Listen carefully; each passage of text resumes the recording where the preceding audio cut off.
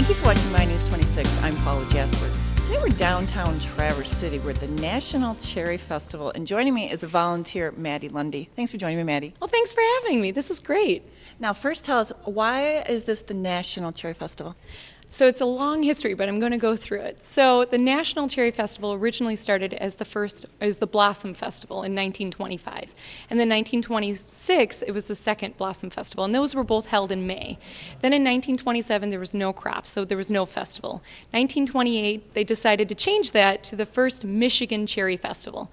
And the following 2 years were the second and third Michigan Cherry Festival. During the third Michigan Cherry Festival, it was right after the Great Depression, and we were still going through it.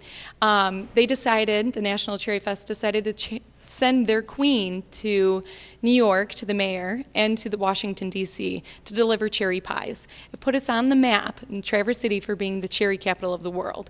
So it brought more people up here. So in 1931, it began as the National Cherry Festival, because what we do is for visitors to come here to see what we do.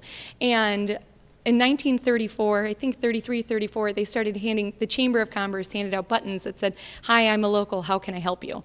And so you would approach those people. They gave out 400 buttons. So that just tells you how many visitors were coming in the 30s just to see the National Cherry Festival, because there was so much different things going on. So in that, we didn't do the National Cherry Festival during the 40s, during the war years, because everybody was focusing on other things.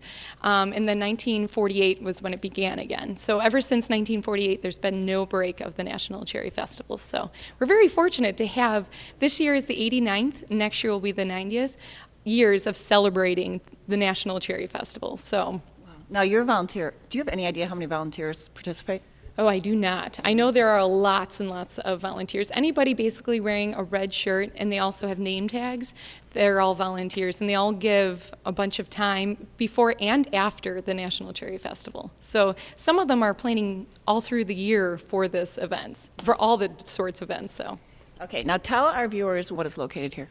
So we are in the corner loft, which is on the corner of Front and Cass Street. We were allowed to use the space for the history of the National Cherry Festival. It's a walkthrough festival history.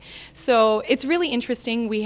There's no flow, you just kind of walk through and you get to see different photos, objects. Behind us we have a mummer's head. So what a mummer is, they used to do a mummer's parade from the 30s until the early 80s. And it was a night festival, and it was a little risque, but it was fun. They didn't do it every single year. Sometimes they would skip years. And a lot of people that grew up in the area remember the mummer's parade. They would crown a king of the mummers, and he would be the head of the float, and they looked like gypsy women around him. And so it was a very interesting parade. And so what we have behind us is the head of one of the mummers. And so someone would have that on their head, and then underneath them would kind of look like a clown costume. And you never knew what these mummer heads would look like. They just kind of came around the corner while you're sitting there watching the parade, and there'd be different floats. Some of the floats would take months and months to build, just like now, but there was no rhyme or reason for what they built. So it was kind of really interesting. So Parade with no theme. Yeah, it's really fun. It's kind of like Mardi Gras on Front Street, but not as bad, not as exciting as Mardi Gras, but it's still interesting. So now touch on the clothes that you have here. So we have 3 dresses on display. One dress is from 1925, and it's Gertrude Brown. She was the queen of the Blossom Festival. It's her coronation dress, and we were very excited to put this on display because normally it's very preserved and sits in a box. And so I figured for only 7 days we can have it on display and share with people that during the National Cherry Festival what our heritage is. And then we have a coronation dress from 1957, and that one's really, really pretty. And then her daughter, that was Queen Kay, her daughter was in the court in the 80s. So we have her daughter's court dress and her sash. So we're very fortunate to have that. Can you give us the details on this display one more time? Yeah. So every year we do it up in the corner loft.